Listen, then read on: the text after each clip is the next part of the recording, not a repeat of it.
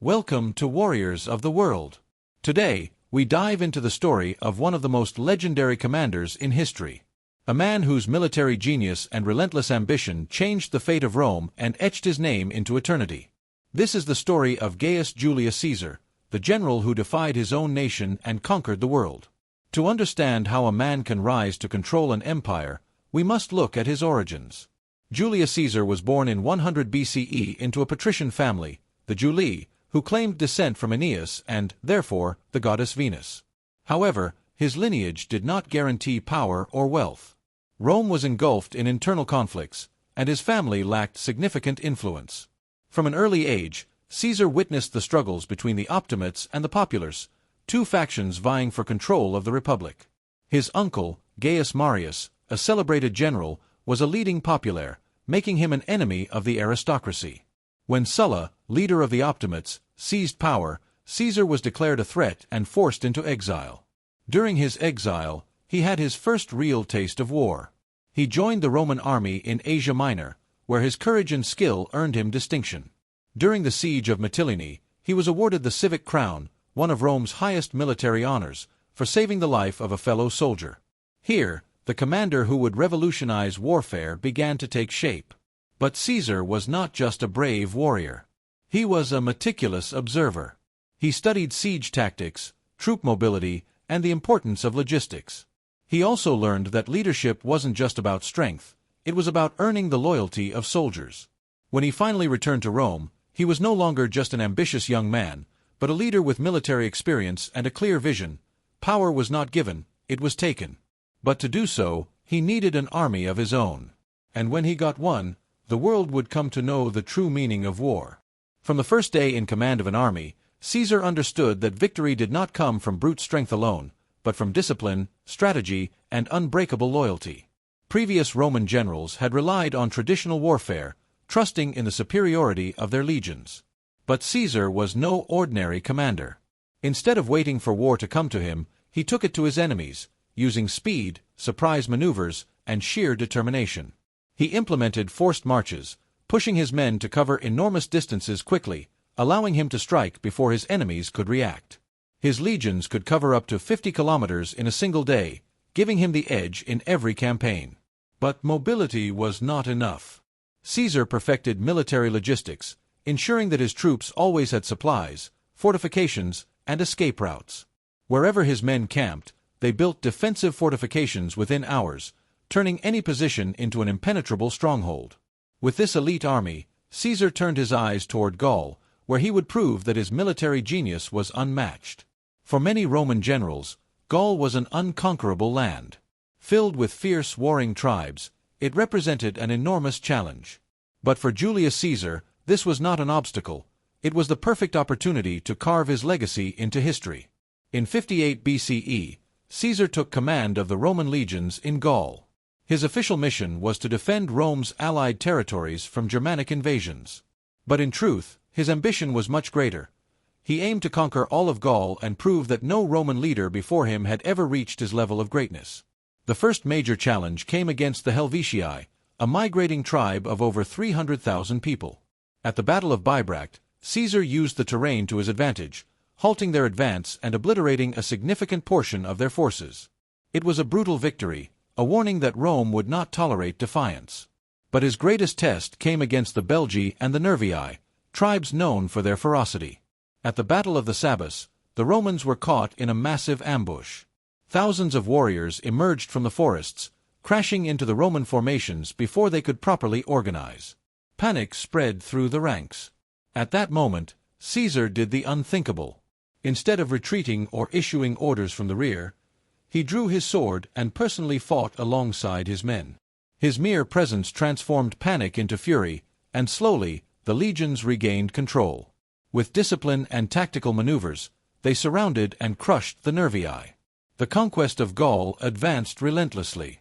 Caesar did not just win battles, he exploited divisions among the Gallic tribes, turning some into allies to defeat others. But while many submitted, one Gallic leader still refused to bow to Rome. His name would be forever linked to Caesar's in one of history's greatest battles. In 52 BCE, the Gallic tribes, exhausted by Roman brutality, did something unprecedented. they united under a single leader. Their commander was Vercingetorix, a cunning warlord who understood that he could not defeat Rome in open battle but could through a war of attrition. Vercingetorix changed strategy. Instead of directly engaging the legions, he attacked their supply lines, burned fields, and forced the Romans to fight in hostile terrain. For months, Caesar chased the Gauls without being able to trap them. Finally, the two armies met at Alesia, a natural fortress atop a hill.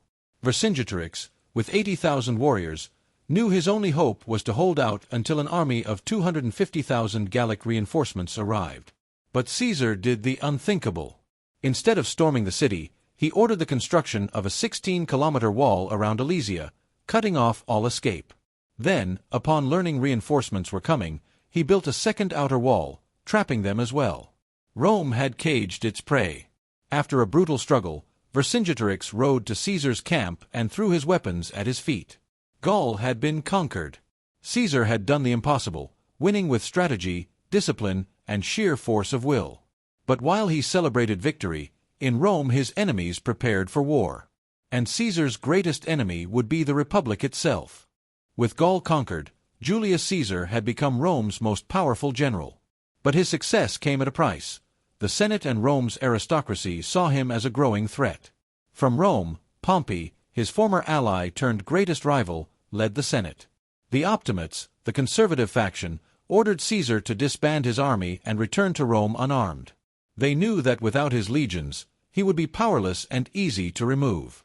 But Caesar was not a man who followed orders. He knew that if he returned without his army, his fate would be sealed. And so, in 49 BCE, he made the decision that would change history forever. He crossed the Rubicon River at the head of his troops. This act was a declaration of war. No general was allowed to enter Italy with an army without Senate approval. Caesar knew that once he crossed the Rubicon, there was no turning back. It was then that he spoke one of history's most famous phrases. Alia iacta est, the die is cast. Pompey and his allies, caught off guard by Caesar's rapid advance, fled Rome without putting up a fight. Caesar entered the city unopposed, securing control of the government within days. But the war had only just begun. Pompey had fled to Greece, where he was gathering a massive army. Now, controlling Rome was not enough. Caesar would have to march and defeat his rival on the battlefield. The fate of Rome would be decided in an unprecedented war.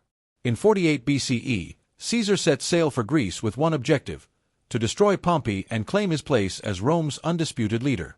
Pompey had every advantage: a larger army, more resources, and the backing of Rome's aristocracy. Confident in his victory, he set up camp at Pharsalus, planning to exhaust Caesar in a prolonged war. But Caesar would not allow it. He knew Pompey's weaknesses and decided to strike before he could consolidate his position. The battle between the two was monumental.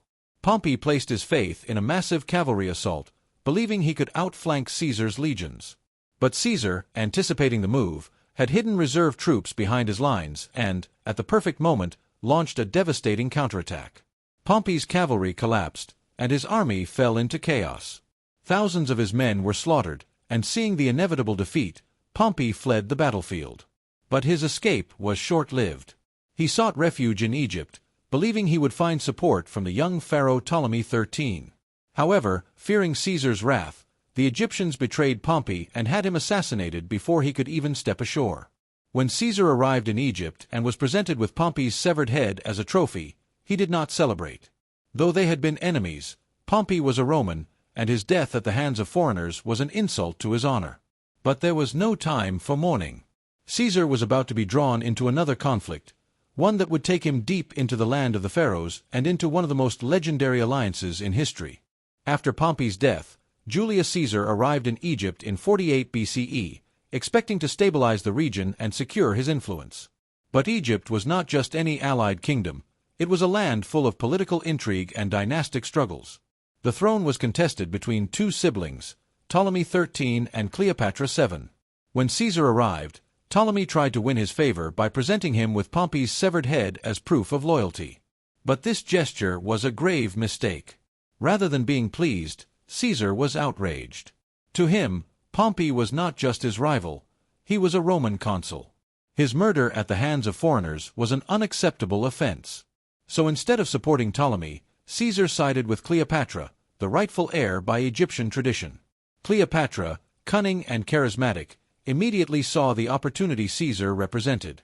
Legend has it that to meet him in private, she had herself rolled inside a carpet and presented before him, instantly capturing his full attention. Their alliance was not only political but also personal. Soon, Cleopatra and Caesar became lovers. But Ptolemy XIII and his supporters would not surrender without a fight. What followed was the Alexandrian War, a brutal conflict fought within the very streets of Alexandria. The Egyptians, vastly outnumbering the Romans, attempted to trap Caesar and his legions. To prevent the enemy fleet from encircling them, Caesar ordered the burning of the ships in the harbor. It is said that the fire spread to the library of Alexandria, destroying part of its invaluable collection. Eventually, Roman reinforcements arrived and crushed Ptolemy's forces. The young pharaoh tried to escape, but drowned in the Nile. Cleopatra was crowned queen, securing an alliance with Rome, and giving birth to Caesar's son, whom she named Caesarion. But Caesar could not stay in Egypt.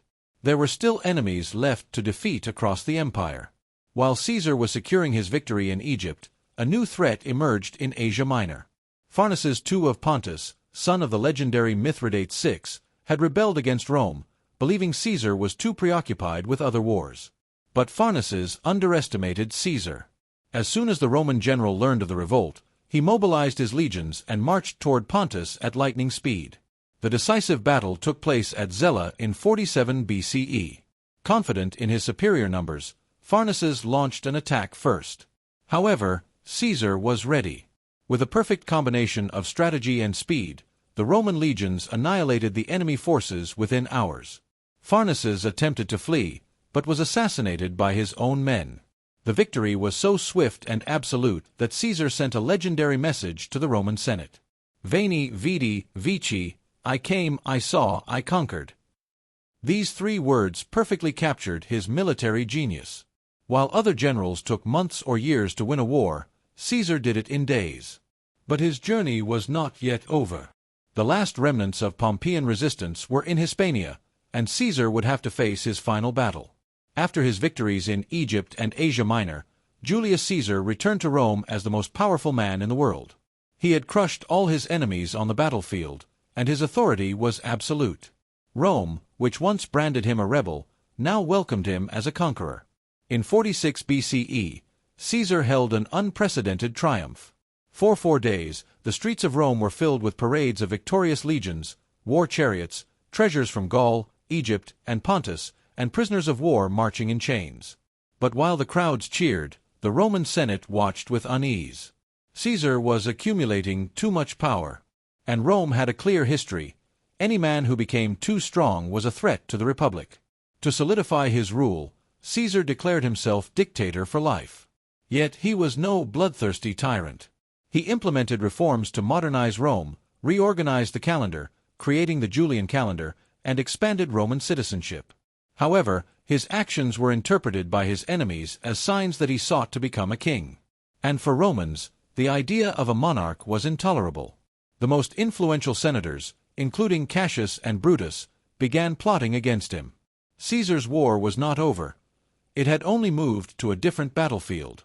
On March 15, 44 BCE, Caesar entered the Curia of Pompey, the Senate's meeting hall. He had no idea it would be his last day. A group of senators, hiding daggers beneath their robes, surrounded him. The first stab struck him from behind. Then, the rest of the conspirators lunged at him, stabbing him repeatedly. According to legend, when he saw Brutus among his attackers, his gaze filled with pain, and he uttered his final words. "Et tu, Brute." The man who had never lost a battle fell to the Senate floor, murdered not by foreign enemies, but by his own people. But his death did not end his legacy. His assassination triggered another civil war, and his heir, Octavian, avenged him and transformed Rome into an empire. Caesar didn't just change history, he became history. Thank you for joining us in this epic tale of war and conquest. Don't forget to subscribe, turn on notifications, comment, and share this video. See you in the next campaign here at Warriors of the World.